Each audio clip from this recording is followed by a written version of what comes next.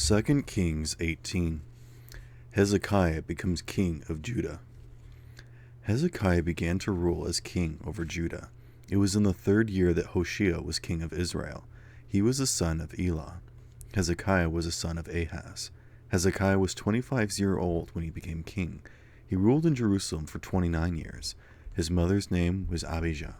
She was the daughter of Zechariah. Hezekiah did what was right in the eyes of the Lord, just as King David had done.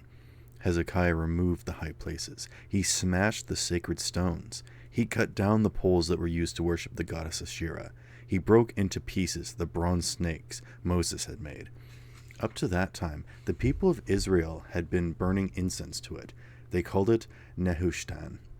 Hezekiah trusted in the Lord, the God of Israel. There was no one like him among all of the kings of Judah. There was no king like him either before him or after him. Hezekiah remained true to the Lord. He didn't stop following him. He obeyed the commands the Lord had given Moses. The Lord was with Hezekiah. He was successful in everything he did. He refused to remain under the control of the king of Assyria. He didn't serve him. He won the war against the Philistines. He won battles at their lookout towers. He won battles at their cities that had high walls around them. He won battles against the Philistines all the way to Gaza and its territory. Shalmaneser marched to Samaria and surrounded it. It was in the 4th year of King Hezekiah. That was the 7th year of Hoshea, the king of Israel. He was the son of Elah. Shalmaneser was king of Assyria.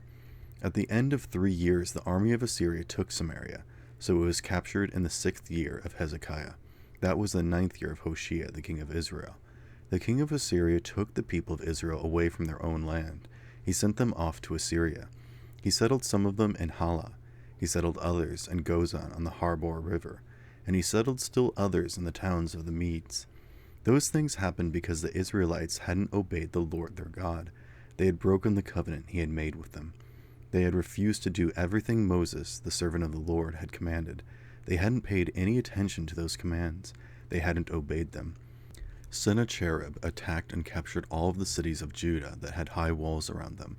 It was in the 14th year of the rule of Hezekiah. Sennacherib was king of Assyria. Hezekiah, the king of Judah, sent a message to the king of Assyria in Lachish. It said, "I have done what is wrong. Pull your troops back from me. Then I'll pay you everything you asked me to." The king of Assyria forced Hezekiah, the king of Judah, to give him 11 tons of silver. Hezekiah also had to give him a ton of gold. So Hezekiah gave him all of the silver that was in the Lord's temple. He also gave him all the silver that was among the treasures in the royal palace. Hezekiah, the king of Judah, had covered the doors and doorposts of the Lord's temple with gold, but now he had to strip it off. He had to give it to the king of Assyria. Sennacherib warns Jerusalem. The king of Assyria sent his highest commander from Lachish to King Hezekiah at Jerusalem. He also sent his chief officer and his field commander along with a large army. All of them came up to Jerusalem. They stopped at the channel that brings water from the upper pool. It was on the road to the washerman's field. They called for King Hezekiah. Eliakim, Shebna, and Joah went out to them. Eliakim, the son of Hilkiah, was in charge of the palace. Shebna was a secretary. Joah, the son of Asaph, kept the records. The field commander said to them, "Give Hezekiah this message. Tell him, Sennacherib is the great king of Assyria. He says, 'Why are you putting your faith in what your king says? You say you have a military plan. You say you have a strong army. But your words don't mean anything. Who are you depending on? Why don't you want to stay under my control? You are depending on Egypt. Why are you doing that? Egypt is nothing but a broken papyrus stem. Try leaning on it. It will only cut your hand. Pharaoh, the king of Egypt, is just like that to everyone who depends on him. Suppose you say to me, 'We are depending on the Lord our God.' Didn't Hezekiah remove your gods' high places and altars? Didn't Hezekiah say to the people of Judah and Jerusalem, 'You must worship at the altar in Jerusalem'? Come on, make a deal with my master, the king of Assyria. He'll give you 2,000 horses, but only if you can put riders on them. You are depending on Egypt for chariots and horsemen. You can't drive away even the least important officers among my master's officials. Besides, do you think I've come without receiving a message from the Lord? Have I come to attack and destroy this place without a message from him? The Lord himself told me to march out against your country. He told me to destroy it."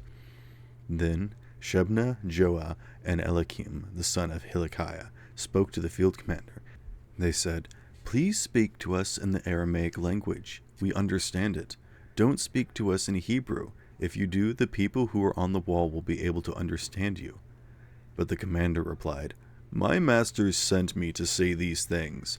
Are these words only for your master and you to hear? Aren't they also for the men who are sitting on the wall? They are going to suffer just like you. They'll have to eat their own waste. They'll have to drink their own urine." Then the commander stood up and spoke in the Hebrew language.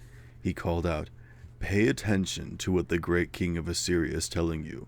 He says, don't let Hezekiah trick you. He can't save you from my powerful hand. Don't let Hezekiah talk you into trusting in the Lord.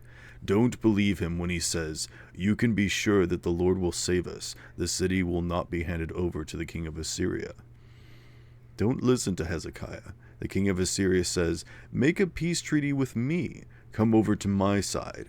Then every one of you will eat fruit from your own vine and fig tree.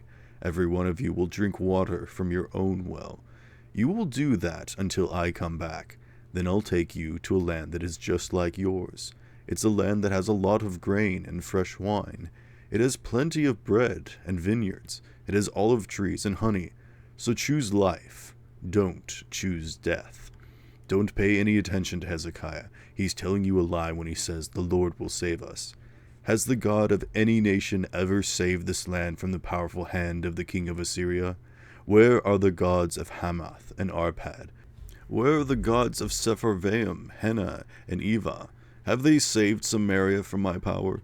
Which one of all of the gods of those countries have been able to save this land from me? So how can the Lord save Jerusalem from my power?" But the people remained silent. They didn't say anything. That's because King Hezekiah had commanded, "Don't answer him." Then Eliakim, the son of Hilkiah, went to Hezekiah. Eliakim was in charge of the palace. The secretary Shebna went with him. So did Joah, the son of Asaph. Joah kept the records.